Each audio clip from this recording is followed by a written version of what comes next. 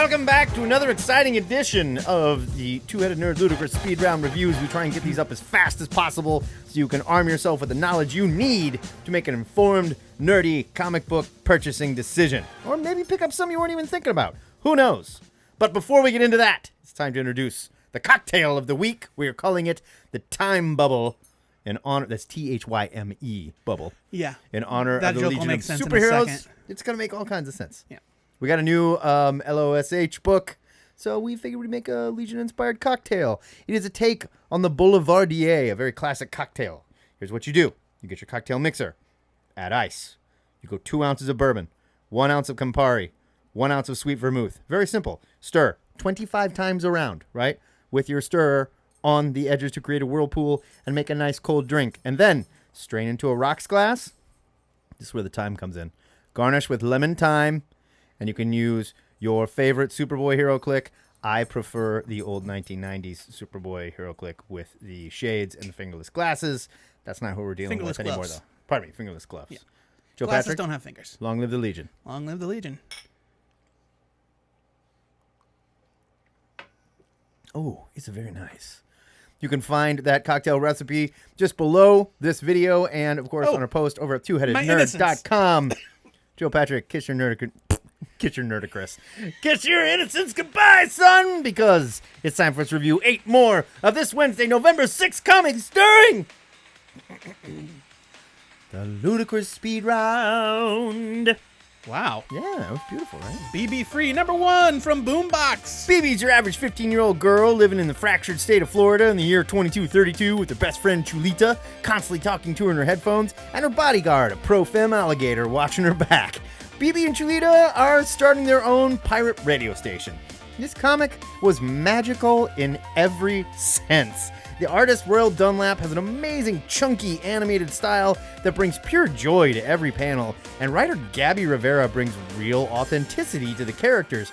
BB Free was weird and fun in the style of Brandon Graham's King City, but with more girl power. I loved this comic, and I am in for way more. Giving it a buy it. Art was so good. Crone, #1, Dark Horse. Crone, #1 is the textbook definition of meh. Dennis Culver's script is very standard sword and sorcery fare, a simple Red Sonja, but old now premise. Oh, Red Sonja got old? Yeah. There's a missed opportunity to say something interesting about the life of an aging barbarian instead of the I'm too old for this shit standby. I liked Justin Greenwood's art, but I found Brad Simpson's colors to be kind of lifeless. Crone #1 isn't necessarily bad, but it failed to capture my attention. I'm giving it a skim it. New Mutants, #1 from Marvel. Ed Brisson and Jonathan Hickman are credited on writing this first issue, and the two pull at every New Mutant Generation X heartstring I have. Magic, Mondo, Mirage, Wolfsbane, Sunspot, Chamber, Cypher, even M and a bunch of little penances are running around. Just 2. It's our sisters. Along with the Hellions, every third-gen mutant I can think of has a cameo here, and it made me so damn happy. Danny Moonstar even lays out the complete history of the X-Men in a short conversation with Roberto DaCosta that boils down Hickman's whole world to this point. Something is going on with Mondo and Krakoa, and it's going to become a thing. They sort of touch on it in X-Force 2, which I'm feeling we'll talk about in a minute here. Rod Rice paints each panel to give the title the 80s feel I loved as a child, and Sunspot has never been written this well. I am giving this a massive buy it. It was so much fun. Yeah, it was good. And it's just like, they're just, you like the Starjammers, Matt? Well, they're over here, they're over there, they're all over the place, Matt. Oh, I love it. X-Force #1 from Marvel.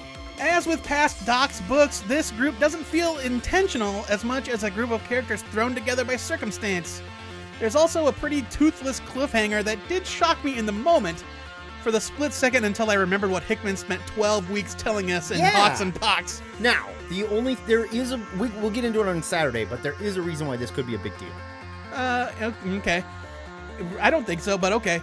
All of that said, I did enjoy the issue. The premise of this relaunched X-Force is really interesting to me. It's the Krakoan intelligence agency, and I really loved the new role for Black Tom Cassidy as kind of like the ward of the island. Very cool.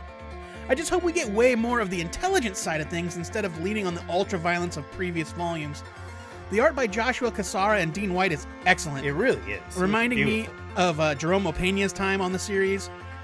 And though the series doesn't finish selling its premise in this issue, X-Force 1 was still a decent read, great art, giving it a buy it.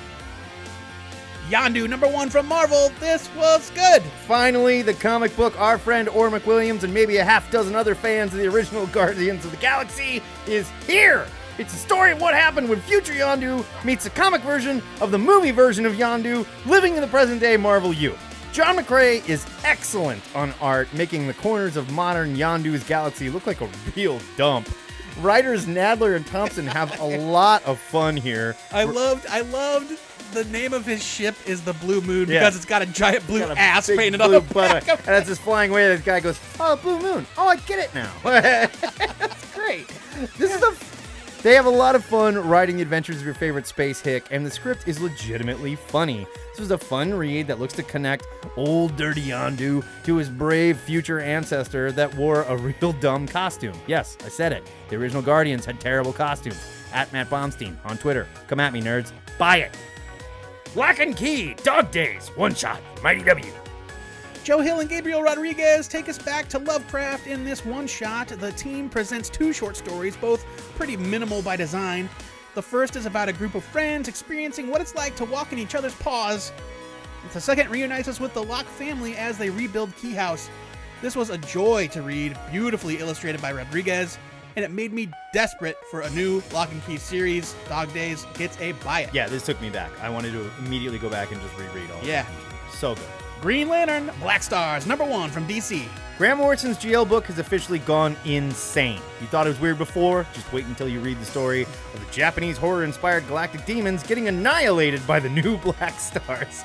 I'm a little upset they included GL in the name, as Morrison was threatening that this new title couldn't even be called a GL book. They gotta brand that shit though. I know. I followed the first series, so I knew what I was getting into with this new series. And even then, I spent the entire read shaking my head.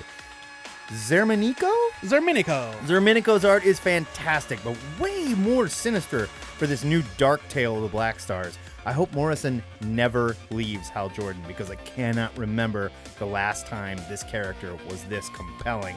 I am giving it a huge buy it warning. This is not your everyday average GL book. It's so goddamn weird. The Magicians, #1 from Boom! Having only watched a little over 1 season of the show and never read the books, I have just a passing familiarity with the world of Lev Grossman's The Magicians. Luckily, this is set after the graduation of the original cast, introducing a new group of magic wielders to Break Bill's Academy. For being mostly full of talking heads, writer Lila Sturgis did a good job keeping me interested in the story. Pius Bach's art was really nice, reminding me a bit of Michael Lark in some ways. If you love a good students at the magical college story, and you can't swing a dead cat without hitting one, you can't go wrong with the Magic Hands. I'm giving it a buy it. It was like Harry Potter, but they're doing it more. Yeah, exactly.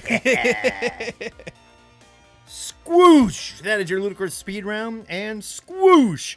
It's the sound of Cosmo Quinn, the human fly, getting smashed in the chest with ice cream cones by his drunken ex-manager. You had to be there. Okay. As seen in the pages of The Complete Terminal City by Dean Motter. Man, I love that book.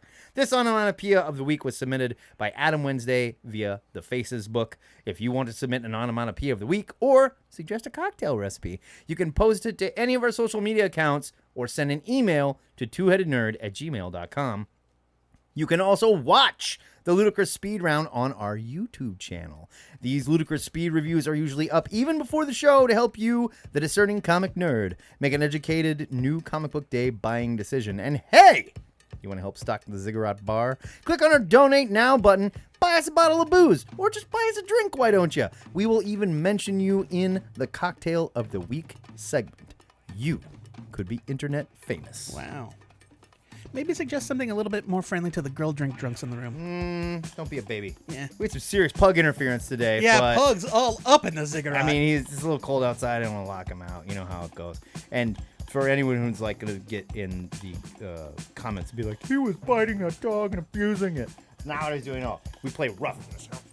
Rough house. That's how we do it.